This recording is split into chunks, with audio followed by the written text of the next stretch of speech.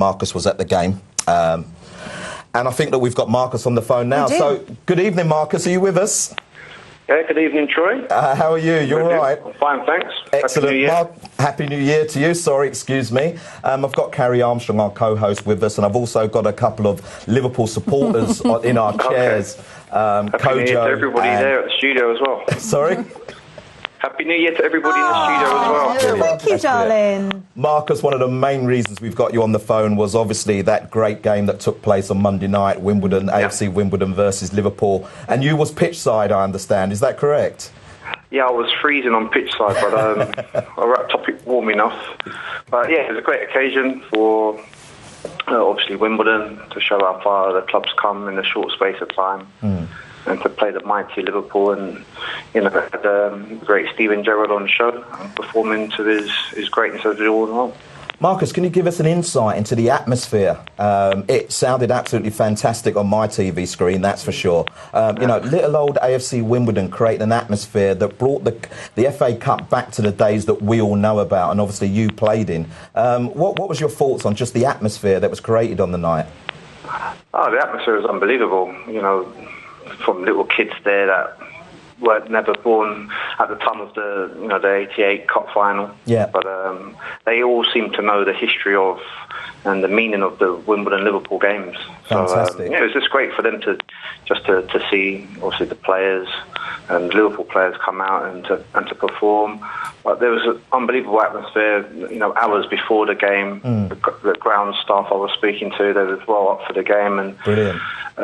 Just overexcited to a point, just to have a great team come down. And what was it like for you watching that then? I bet you was eager to get on and make a couple of tackles on a couple of those Liverpool stars. No? If you know football, you would know I don't tackle. I was down the other end. I was probably putting myself about in my size up front and on the wing. Tackling was never one of my strengths. So when one of those corners was flying around in the box, you wanted to get your head on it, is that correct?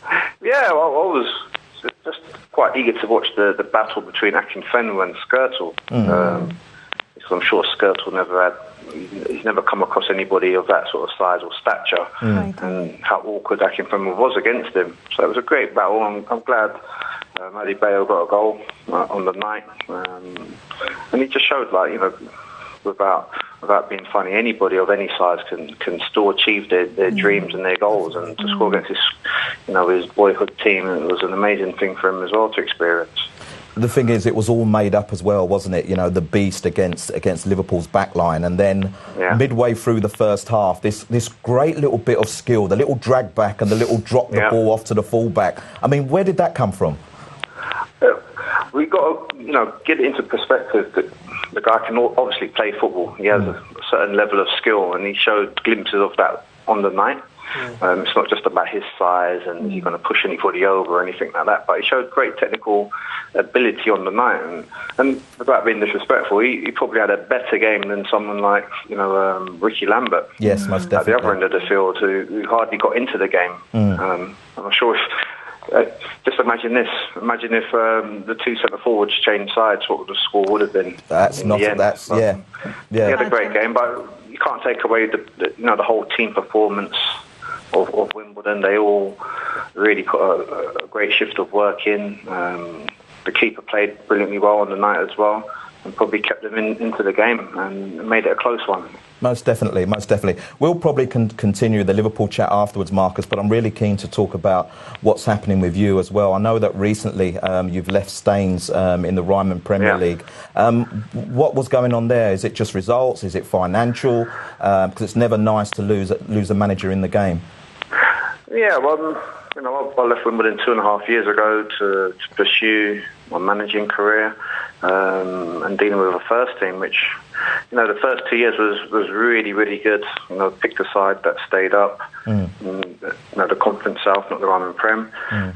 We've done that successfully. And then the second year, we pushed on a bit more. And we finished, I think, the highest we've ever done, which was 8th place finish. Fantastic. And made the first round of the FA Cup to put a bit of a cherry on top of everything. Most definitely. However, this year, the last 4 months of results was not acceptable, not for my standards or the club standards. and it just wasn't, there wasn't a light at the end of the tunnel sort of thing. And trying to turn it around, I was fully committed to turn it around, but you're put in a position by the club as well, and we have to make an honest decision at the end of the day, and reluctantly had to just resign and try and wish the club the best and myself to move on in another direction. So but Marcus, what you're saying there is 2 years of hard work has gone down the pan because of 4 months of indifferent results. I mean, in anyone's book, that's not right. I mean, like you said, you've taken the club to the highest position it has been in the Conference South. Excuse me for saying Ryman Prem, but you've also reached the first round of the FA Cup, and I'm one that knows how big that is for any club at non-league level.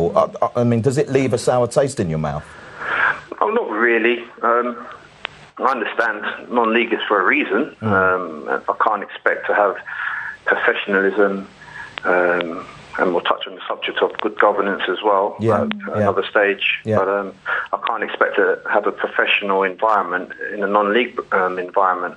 Myself, as an individual, has had a professional career, tries to instill those values into my players and into the club as well. But that can only last a certain amount of time before the cracks start to show. And as we said, we had to part ways a week ago on Monday. Okay. Marcus, you mentioned governance there, and that leads us on nicely to what you are currently doing, but also what you're hoping to do in the future. I'm privileged enough to sit across the table with you once a month every Wednesday night as we go up to St George's as part of the on-board programme. Would you just like to give a little background to our viewers as to what that programme is and where you'd like to see it take you in your career? Well, it's just something that I was asked to consider. Heard not too much about it before I even joined the group and the board, but it's a group that's designed to equip people who want to contribute to leadership of an organisation and becoming board members. So we've got to go for a very strenuous 6-month programme.